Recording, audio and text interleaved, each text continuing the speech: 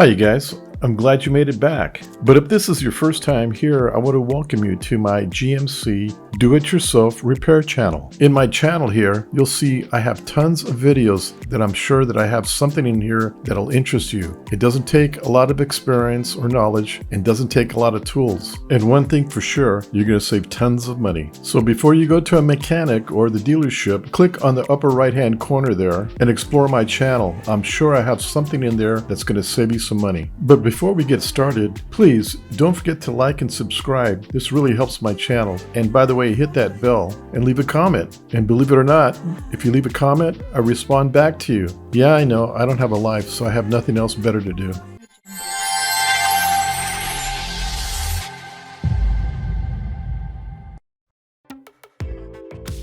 Okay, this is going to be another short video on where your horn fuse is at. So this is going to be a quick, real easy video. Plus, this is really easy to locate. So the first thing we're going to do is we're going to pop the hood open.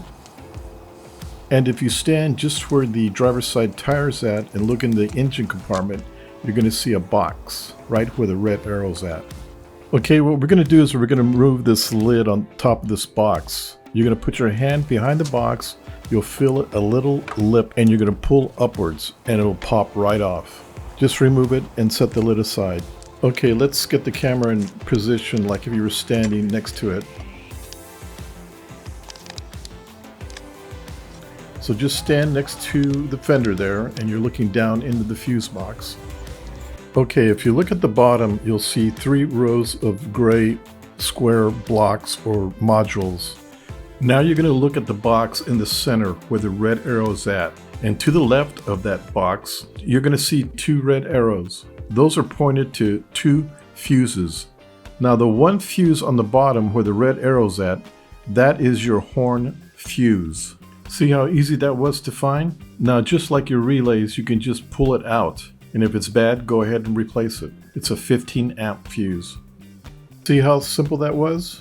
Well, I hope this helped. Okay, well I hope you enjoyed this video and I hope it was very informative. Please check out my other how-to videos. Oh, and check out my new website. There's new items being put in there every day. Don't forget to like and subscribe, and of course, hit the bell. Until then, we'll see you at my next video. Bye!